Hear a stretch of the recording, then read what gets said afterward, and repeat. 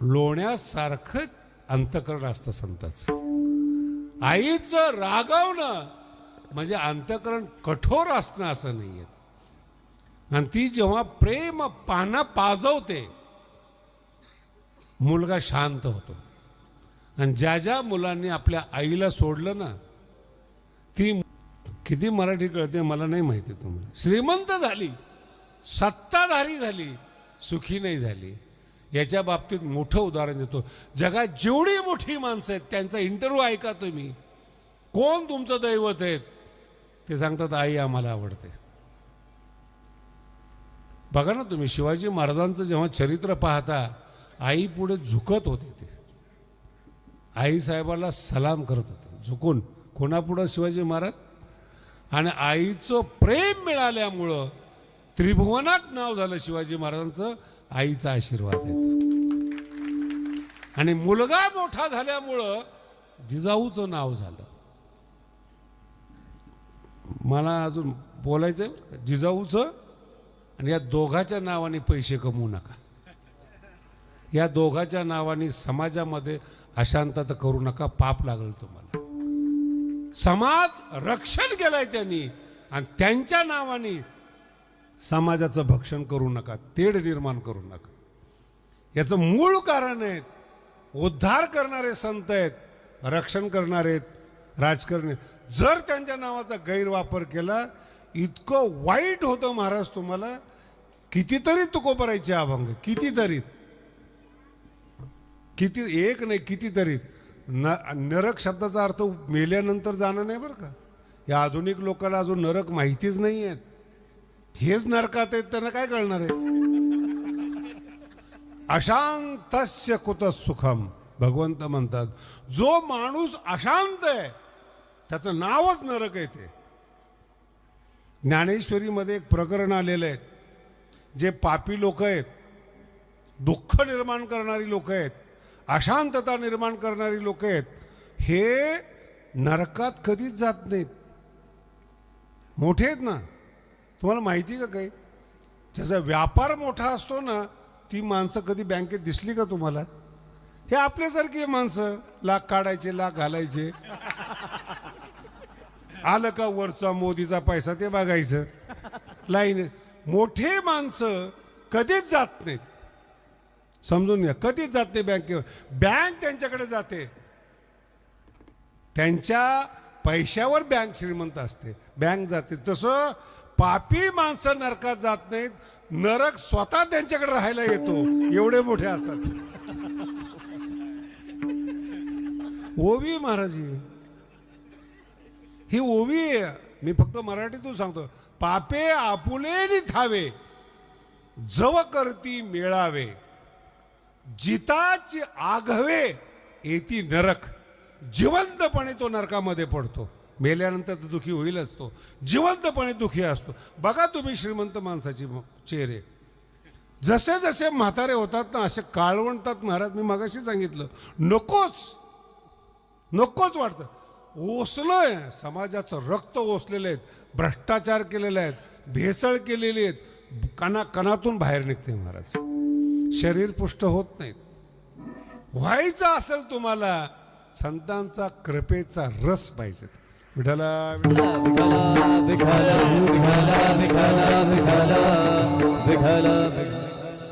पानावली म्हणतात त्याला. पानावली. गाई पाना होते आणि तो जो रस असतो ना महाराज, इथला अभंग फार गोड आहेत. कृपेच्या ओ रसे. कृपेचा रस मिळाला आणि शरीर पुष्ट झालं. डौरली हे काया शरीर. आणि पुढचा शब्द इतका नव्हे अनारी सेव. मी खोटं बोलत नाही. तुकोबराय म्हणतात माझा उद्धार झाला कृपेच्या रसामुळे. हा रस जर तुम्हाला परमार्थात नाही मिळाला तुमचा परमार्थ झिरो आहे, काहीच कामाचा नाही. आणि जर तुम्हाला रस मिळाला ना उद्धार झाला, आपलं काय काम आहे पहिल्या चरणाचं. ते नमस्कार नाही बरं का. या अभंगामध्ये उत्तीर्णता आहेत. 2 भाकरी ज्याच्या खाल्ल्या ना कधीही आयुष्यात आपल्या वाणीनं त्याची निंदा करू नका, नाही तर खाऊ नका. उपकार करवून घ्यायचे आणि त्याच्या मोबदल्यामध्ये आपण अपकार करायचे, त्या माणसाला त्रिभुवनामध्ये सूट नाही महाराज. कृतज्ञ माणूस कधी जीवनामध्ये मोठा होत नाही. कृपेचा रस मिळाला, पुष्टता मिळाली, परमार्थिक बाळसं तुमच्या अंगामध्ये आलं, उद्धार झाला. जगद्गुरु तुकोबाराय म्हणतात, मी ज्ञानोबारांच्या चरणावर लोटांगण घालतो. एकच संत आहे बरं का पृथ्वीवर, सगळ्या लोकांना संत करणारे. खूप मोठा समाजकार्याचा भाग ज्ञानोबारायांचा आहे. तळागाळातल्या बहुजन समाजाला पृथ्वीवर पहिल्यांदा जर संत केलं असेल तर ज्ञानोबारायांनी केलेले आहेत. ज्ञानेश्वरी आहे म्हणून संत संत आहेत. कळते का मराठी? कोणता ग्रंथ वाचणार ते? कशामुळे संत होणार? जेवढे यूपीतले संत आहेत, मध्य प्रदेशमध्ये, सगळे अनुभव घेऊन पहा. ज्या तेरा कल्याण हो. हे काही ज्ञान आहे? नाही कळालं तुम्हाला? मी एक चांगला दृष्टांत सांगतो, तुमच्या लक्षात येईल. संपूर्ण भारताचं दैवत भगवान श्रीकृष्ण आहे. भगवान श्रीकृष्ण ज्यांची गीता आहे, दैवत आहे. आणि एक पुन्हा लक्षात ठेवा, ज्या ज्या धर्माचे ग्रंथ आहे ते ग्रंथवालेच धर्म टिकलेले आहेत. मगाशी फार मोठं स्वागत केलं मुस्लिमांनी.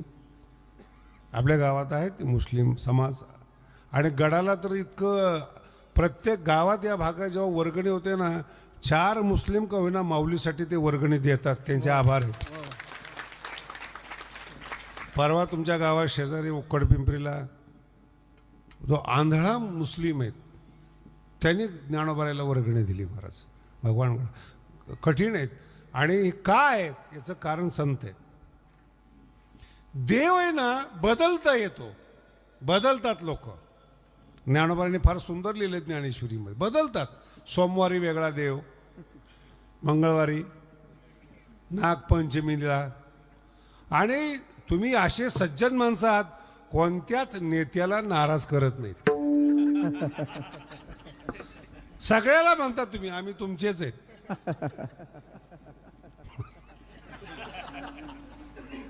आणि हे 700 वर्षापूर्वी माऊलीने लिहिले बरं का. आणि अशा लोकांना काय म्हणले माहिती ज्ञानोबारायांनी? वेश्या म्हणले. वेश्या. अवघे न गाव द्वारी आहे, जे एका देवाची जे उपासना करत नाहीत ते वेश्या आहेत. गावातले सगळे पुरुष मेले तरी वेश्येचं कुंकू जात ठरा. आणि जाता जाता रहस्य सांगून जातो, सनातन धर्मामध्ये एका देवाची रूप आहेत, अनेक देव नाही आपल्यामध्ये. हे सगळी भ्रामक कल्पना आहे तुमच्या लोकांची. देव अनेक नाही. मला सांगा, एक पुरुष आहेत, एक जण त्याला मामा म्हणतो, दुसरी बाई त्याला दादा म्हणते, तिसरी बाई त्याला मुलगा समजते, मुलगा असतो, बाप त्याला पोरगा म्हणतो. माणूस बदलला का नातं बदललंय? तसं या जगामध्ये भगवान श्री ज्ञानोबाराय सांगतात 13व्या अध्यायामध्ये, एकच शक्ती आहे. ती शक्ती जेव्हा जगाला उत्पन्न करते तेव्हा त्या शक्तीला ब्रह्मदेव असं नाव आहे. तीच शक्ती जेव्हा सांभाळ करते तेव्हा त्याला विष्णू म्हणतात. आणि तीच शक्ती जेव्हा नाश करते त्याला रुद्र म्हणतात. शक्ती एक आहेत, नावं 3 आहेत.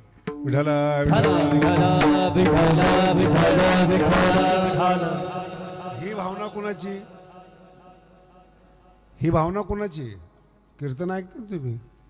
कोणाच्या ओव्या आहेत ह्या? ज्ञानोबारायांच्या. म्हणजे ही भावना कुणाची आहेत? ज्ञानोबारायांची. ज्ञानोबाराय म्हणतात एक शक्ती आहे, 3 नावं आहेत. आपली भावना बघा बरं, आपण एकताच मानत नाहीत. कधीतरी असं ऐकलं का की एखादं बेल घेऊन तो विष्णूकडे गेलाय? बोला ना. आपणच म्हणतो विष्णूला चालत नाही. आमचा एक बुवा होता, फार उपाशी होता महाराज. माझ्याबरोबर बऱ्याच वेळा असे प्रसंग येतात, बाहेर जेवत नसल्यामुळे. तर आला आपलं बाबा बरोबर, मजा असेल. ते बाबा वेगळे असतात, मर्यादित राहणं असतं. मग गेला एका ठिकाणी जेवायला, त्याला नेमकं त्याला आवडता पदार्थ आला, गाजर का हलवा.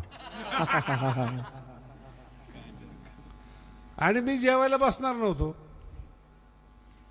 पण त्याने एक सुरुवातीला थोडं वाढला, जसं नैवेद्य असतो ना असं थोडं थोडं वाढलं. त्याला तो इतका गाजरचा हलवा आवडला, माझ्या लक्षात आलं ते.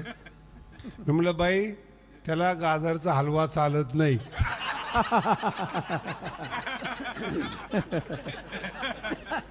त्याला काही बोलता येत नाही, का की ते जेवताना बोलत नसतो. आपलंच संकट आपल्यावर ओढून घेतलं त्यांनी, जेवताना बोलत. आता आतून राग आलेला आहे, फुसफुस करतोय, डोळे मोठे करतोय. मग ती बाई बरं विचारते, असं का करतात? तिखट झाले, सहन होत नाही त्यांना. राहिलेला असेल हलवा तोही काढून घ्या, तो पथ्य परमार्थ भावना बदलते आपली. माऊली म्हणून जगातल्या कोणत्याही देवाचं दर्शन घ्या, पाप लागणार नाही. लक्षात, माऊली म्हणून कोणाचंही दर्शन घ्या, पाप लागणार नाही. देव भिन्न भिन्न आहे म्हणून जर तुम्ही दर्शन घेतलं, पुण्य लागणार नाही. ज्ञानेश्वरी शिकवते आपल्याला, किती महान आहेत. आणि हे सगळं शिकवलंय संतांनी. मग इस्लाम धर्म प्रारंभ केलाय, त्यांना प्रेषित म्हणतात, आपण संत म्हणतो. ख्रिश्चन धर्म आहेत, येशू ख्रिस्त देव नाही बरं का. डोकं ठिकाण्यावर ठेवा कीर्तन ऐकताना. इस्लाम कुणाला मानतायत? अल्लाला. अल्लाह आहे, कुणी शिकवलंय? प्रेषित पैगंबरांनी. ऐकतात कुणाचं? कुराणचं. कुराण कुणाचं आहे? प्रेषितांचं आहे. नीट ऐका. बायबल सुद्धा तसंच आहेत, अजरामर झालेत महाराज. देव नाही त्यांच्यामध्ये, व्यक्ती आहेत. व्यक्तीला संत मानले. महाराष्ट्र का टिकला? ज्ञानोबा आहेत म्हणून मराठी टिकली. मुंबई, ठाणे, पुणे आपली मुलं कुठं घालतात ते?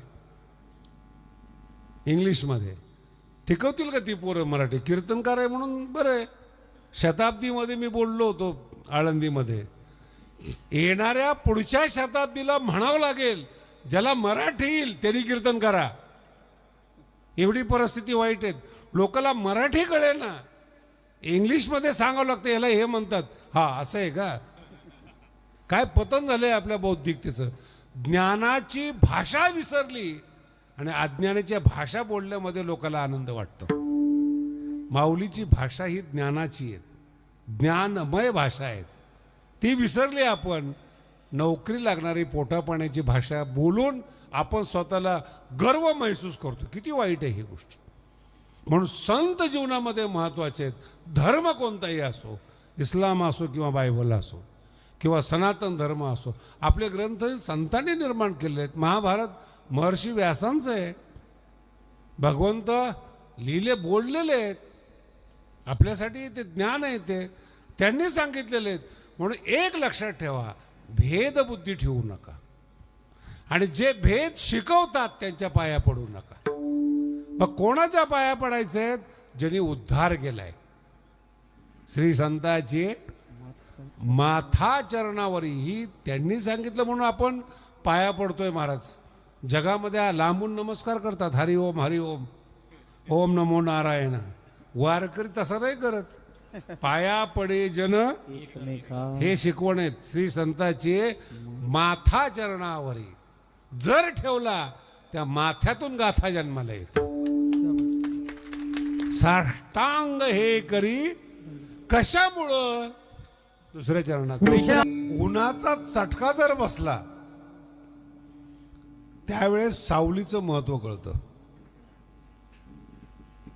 आणि मग तो झाडाच्या सावलीमध्ये तो चटका बसू नये म्हणून. ज्ञानोबारांची ओवी किती सुंदर आहे पहा बरं का. ज्ञानोबारांनी जी ज्ञानेश्वरी आपल्यासाठी तयार केली ना, तो द्राक्षाचा मळा आहे. गीतेसाठी उपमा दिली, पण ज्ञानेश्वरी समजा काय ज्ञानोबारांची त्या काळातली बरं का. लोक आता म्हणतात द्राक्ष आत्ता आले विदेशातले तर नामकेत. हे जर ज्ञानेश्वरी वाचत नाहीत येडे लोक. काय म्हणतात साखरच आपल्या भारतामध्ये नव्हते, काही येडेत काय. एवढा भारत गरीब होता का? आता ती लोक भूषण मानतात. 300-400 वर्षापूर्वी गॅलिलिओनी शोध लावला आणि त्याला तुरुंगात टाकलं. पृथ्वी सपाट नव्हती, गोल होती. अरे आपल्याकडे महाभारतामध्ये भूगोल असं नाव आहे. काय नाव आहे? भूगोल. म्हणजे पृथ्वी कशी आहे? गोल आहे. त्याच्यावर संशय सुद्धा नाही कुणाला. विठ्ठल काय कळतं या लोक? म्हणून ग्रंथ म्हणजे काय? ज्ञानोबराय सांगतात श्लोकाक्षर द्राक्षलता. श्लोकांची अक्षर ही द्राक्षांची लता आहे आणि ती लता होण्याकरता मंडप लागतो. त्या काळातले बरं का, द्राक्षासाठी मंडप टाकण्याची पद्धत आहे त्या काळामध्ये. आजही तीच वापरली जाते. श्लोकाक्षर द्राक्षलता मांडवी झाली आहे गीता. गीता मांडव झाली आहे आणि ती सावली कोणा करतायत? संसार पथश्रांता विसंभावया. संसारामध्ये जे दमलेली लोक आहेत, शिणलेली लोक आहेत, वैतागलेली लोक आहेत, त्यांच्यासाठी ही गीता आहेत. आतमध्ये या, द्राक्ष पण खा आणि सावलीचा अनुभव घ्या.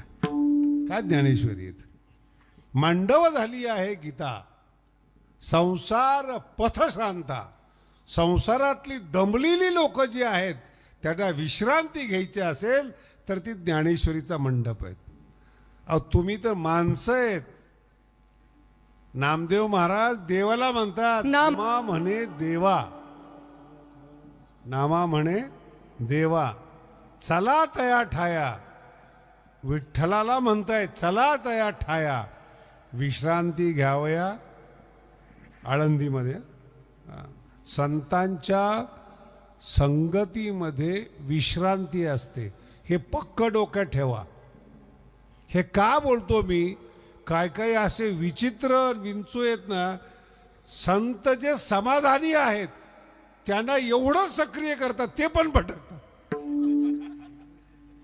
ज्या संतांना मुलं बाळ नाहीत त्यांनी कंपनी काढायचं काही कारण आहे का? बोला ना. च्यवनप्राश घ्या. तुझं का बी ऐकायचं नाही? कळालं तुम्हाला? पुढे एक जण आला होता. मला काय मलाच असे का लोक भेटतात हे अजून कळत नाही. योगाचार्य होता. येताना च्यवनप्राश आणला आत्ता 4 दिवसापूर्वी. महाराज एवढा शुद्ध च्यवनप्राश जगात नाही, मी आणलेला आहे. म्हणजे काय काय विशेषता? मग ते सांगितलं इतक्या बुट्या टाकल्या, तितक्या बुट्या टाकल्या. म्हटलं होतं काय? ताकद येते म्हणे. म्हटलं आता काय कमी वाटते का?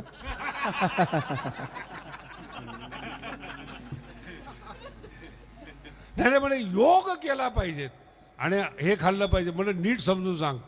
योगाने रोग जातो, मग च्यवनप्राश कशाला आहे? योगाने जर रोग जातो तर औषध घ्यायची काय गरज आहे? औषध घ्यायचे तर मग जे आधुनिक विज्ञान आहे त्याचा आधार घ्या. हे परंपरेची लोक आहेत ना, ही मार्केटिंग करतात. याने असं होतं, त्याने असं होतं. नाही कळत महाराज. विश्रांती देणारे संत आहेत. नीट ऐका. संताला अविश्रांत करू नका. बुंगा मागे लावतात. आमच्या स्वामीजींचा दृष्टांत फार सुंदर आहे. स्वामीजी म्हणायचे एक संन्यासी राहायला होता.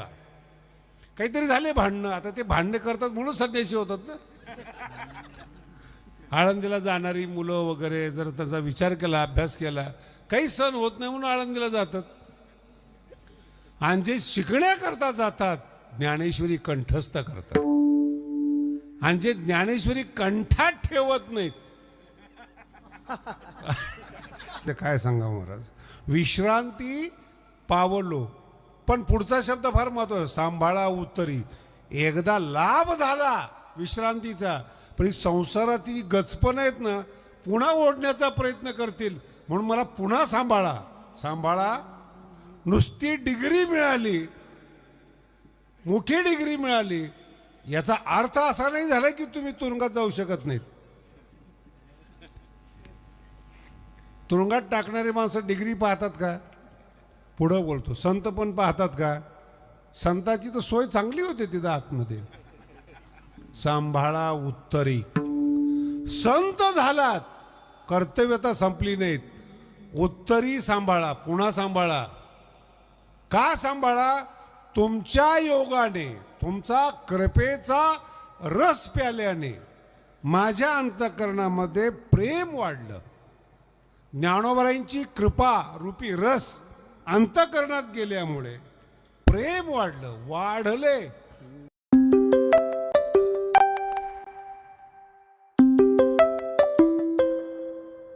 सुख हे फार अवघड शब्द आहे महाराज. कधीतरी वेगळ्या पद्धतीने याच्यावर कीर्तन करावं लागलं. प्रेम सुख शब्दाचा अर्थ काय माहिती का? प्रेम मिळतं एखाद्याला, पण प्रेमाचं सुख नाही मिळत. प्रेमाचा ताण होतो. नाही कळालं? जेवढे लव्ह मॅरेजवाले आहे ना, डोळे झाकून त्याच्याकडे जा. हे श्लोक आहे गीतेमध्ये. यत्तद अग्रे अमृतोपमम. सुरुवातीचं जे प्रेम असतं ना लव्ह मॅरेज मधलं, काय असतं ते, जन्म देणाऱ्या आई बापाला दोघंही जुमानत नाहीत. यों करेंगे त्यों करेंगे. आणि ते सुरुवातीचं प्रेम ते एवढं भयंकर असतं महाराज. बायको नवऱ्याला बोलवत असते. माझा एक मित्र आहे कल्याणचा, 10-15 वर्षापूर्वीची गोष्ट आहे. खूप जवळचा होता. त्याचं लग्न झालं आणि त्याने काही लग्नाला बोलवलं नाही. म्हटलं काय आहे गोपाळ, म्हणलं लग्न केलंस पण लग्नाला बोलवलं नाही. आता कीर्तनाला आलो, निदान कोणाबरोबर केलं ते तर दाखव. आम्ही 2-4 जण होतो ना, सगळे असेच अव्यावहारिक. व्यवहाराचं आजही ज्ञान नाही बरं का व्यवहाराचं, मी कबूल करतोय. ते भगवान बाबांच्या कृपेमुळं सगळं व्यवस्थित चाललेलं दिसतंय तुम्हाला, पण व्यवहार नाही. व्यवहार बाबाच करतात. नुकसान फायदा सगळं त्यांचाच आहे. आम्ही फक्त ज्ञानेश्वरी वाचणारी लोक आहेत. दक्षता घे.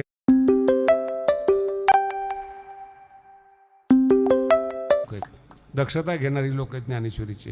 व्यवहारामध्ये एवढी दक्षता नाही माझ्याकडून, मी कबूल करतो. पण लोक कबूलच करत नाही की मला व्यवहार येत नाही म्हणून. मलाच मग तुम्ही बापरे, पुढचा शब्द नाही वापरत मी. व्यवहार घडणं वेगळं, व्यवहार घडणं वेगळं, व्यवहार करणं वेगळं. आता विषय तो लांबवत नाही. मग तरी सांगितलं ठीक आहे, आता तुम्ही कीर्तना आलेत, चला आपल्या घरी चहा प्यायला जाऊ. चहा प्यायला गेलो. आम्ही 4-5 जण असेच आमच्यासारखे सगळे दोस्त. एका बाईने पाणी आणलं. आता कोणाला पाणी पिण्याची इच्छा नव्हती. त्या 2-3 जणांना विचारलं पाणी, नको म्हणले पाणी. तिने काय म्हणावं, अहो गोपाळनी पाठवलंय मला.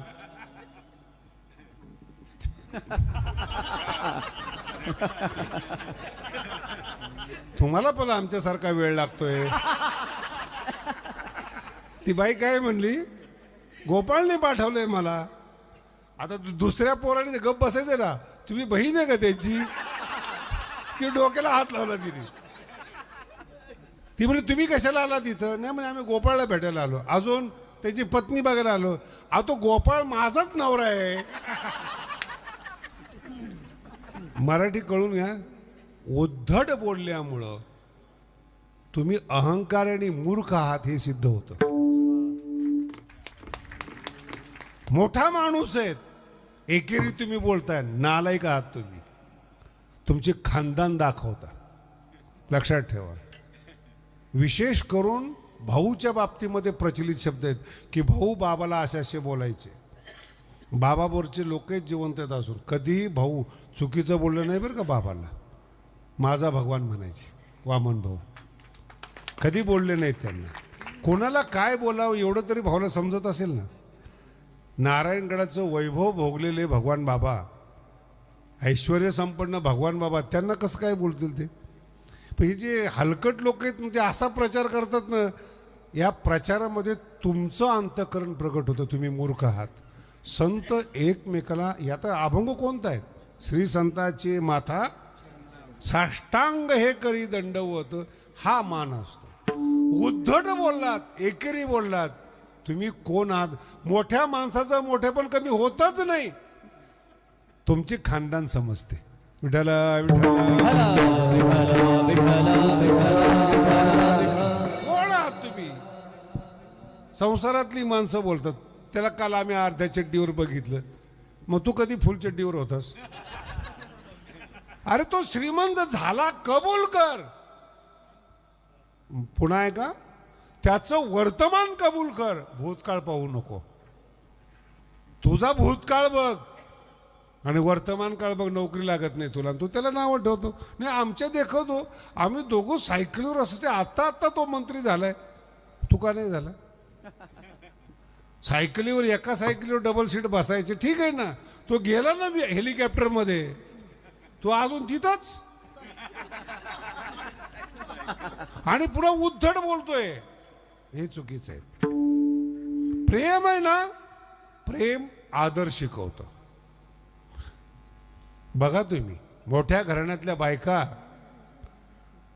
5 वर्षाच्या मुलाला आवाजावं बोलतात. भगवान बाबाकडे 10 वर्षाचा मुलगा जाऊ नाही तर 5 वर्ष जाऊ बाबा त्याला आवाजावं बोलायची. ही संस्कृती आहे आपली. ज्ञानेश्वरी वाचा, सभ्यता शिकवते. कसं बोललो, एक शब्द सुद्धा ज्ञानेश्वरीमध्ये अरे तुरेचा नाही आहेत. याच्याही पुढं बोलतो तुम्हाला, कावळा शब्द उच्चारायला जरा बरा वाटत नाही ना. कावळा, आपण म्हणतो काय कावळा आहे, माऊलीला शब्द सहन होत नाहीत. त्याला सुद्धा प्रेमानं काऊ म्हणतात. काय म्हणतात ते? काऊ का म्हणतात माहिती का? हे ज्ञानोबराईचं अंतःकरण प्रकाशित होतं. आपण चांगल्या माणसाला नावं ठेवतो, ही आपली अवलाद आहे. आणि माऊली जो वाईट आहे त्याला सुद्धा असं गोंजारतात. काऊ शब्द लावून त्याचा कठोरपणा कमी करून त्याला प्रेमाने देतात. त्याला म्हणतात प्रेम. म्हणून तुम्ही प्रेमाने लग्न केलं, प्रेम सुख नाही मिळालं. अगोदर बरं वाटलं. गीता सांगते यत्तद अग्रे अमृतोपमम. सुरुवातीला बरं वाटतं, पण जेव्हा एकमेकाचं स्वरूप समजतं, सुख निघून गेलेलं असतं आणि प्रेम मेलेलं असतं. मग दोघंही कोर्टामध्ये जातात, वकिलाला फी देतात, आमचा डिवोर्स करून द्या. झालं, वाढले अंतरी. काय उद्धट बोलू नका. प्रेम सुख मिळवायचं असेल तर संतांच्या सान्निध्यात या. एक अभंग खूप सुंदर आहेत. भक्ती प्रेम सुख नेनवे अनिका. हे जे प्रेम सुख आहे ना, हे अनिकाला कळत नाहीत. पंडित वाचका ज्ञानी असे. मला आजही पाहतो जेव्हा मी ही सगळी समोर बसलेली जी शेतकरी माणसं आहेत तर सुखी आहेत. 2 पोतं ठेवलेले आहेत घरामध्ये. काही झालं तरी 2 माणसं आलं वाढले तरी काही वाटत नाहीत. शिकलेली माणसं मी तुम्हाला अनेक वेळा सांगितलेलं आहे. 10 महिने युरोपमध्ये, लंडनमध्ये, अमेरिकेत सूर्य उगवत नाही महाराज. 10 महिने. का लोक अमेरिकेला पळतात माहीत नाहीत. घराच्या पुढं निघले की बर्फ साठलेला असतो कमरे इतका, आणि उठले की पळे. अरे किती श्रीमंत आहे आपला भारत. ऋतू आहे आपल्यामध्ये. पावसाळा आहे, हिवाळा आहे, उन्हाळा आहे, आणि वेळेवर आहे सगळं. नाही सुख याच्या नशिबात नाही. निघाला तिकडं, आणि तिकडं जाऊन काय करणार आहे महाराज? तुम्ही फुलसांगवीचे आहात, ही गाव सोडून दुसरीकडे जा, तुम्हाला मान नाही मिळणार. देश सोडून गेल्यावर कुत्रं विचारत नाही महाराज तुम्हाला. एक रामचंद्र प्रभूचा शब्द आहे, जननी जन्मभूमीश्च स्वर्गादपि गरीयसी. लक्ष्मणा, माझ्यासाठी माझी आई आणि जन्मभूमी ही स्वर्गापेक्षा मोठी आहेत. हे रामचंद्र प्रभू आहेत. ही विनम्रता आहेत, हे सुख आहे, हे वाढलं. म्हणून तुकोबराय म्हणतात, अंतरामध्ये प्रेम सुख वाढलं. त्यांना विचारून नेमकं काय केलं तुम्ही? तुका म्हणे वाढले अंतरी प्रेम सुख. कशामुळं? काही नाही, त्यांच्या मनात आलं. मज न घडता सेवा. संतांची सेवा करण्याचा योग जीवनात आला नाही. पूर्व पुण्य ठेवा ओढवला. जे काही माझं बँक बॅलन्स असेल, पुण्य असेल, ते उदयाला आलं आणि संतांचं ज्ञानेश्वरीचं सानिध्य लागले. तुकोबाराय म्हणतात सानिध्य लागले. तुकोबाराय म्हणतात, कधीही जीवनामध्ये लक्षात ठेवा, पुण्य असल्याशिवाय काहीही होत नाही. संतांची भेट तर सोडूनच द्या, पुण्य पाहिजे म्हणजे पूर्व पुण्य ठेवा. हीच माझी सर्व जोडी, पूर्व पुण्य ठेवा. ओढ काहीतरी चांगलं केलं पाहिजे ना. मला सांगा, जी माणसं म्हातारी झालेली आहेत आणि काहीच केलेली नाहीत, त्यांना सुख मिळेल का? पोरं म्हणतात शिकलेली, बाबा गावातच थांबा, मी पैसे पाठवत जाईल. ही ब्यात शहरामध्ये, ही दुखी, आणि शहरात आल्यानंतर पुन्हा अवघड आहे महाराज. काही काही माणसं तर मला एवढी वेगळी दिसतात, ते सुखी नाहीत. मराठी ऐका, ते सुखी नाहीत. दुसऱ्याचं सुख सहन नाही होत, जळतात अशा अंतःकरणामध्ये. बघितलेत ना तुम्ही, सहनच नाही होत.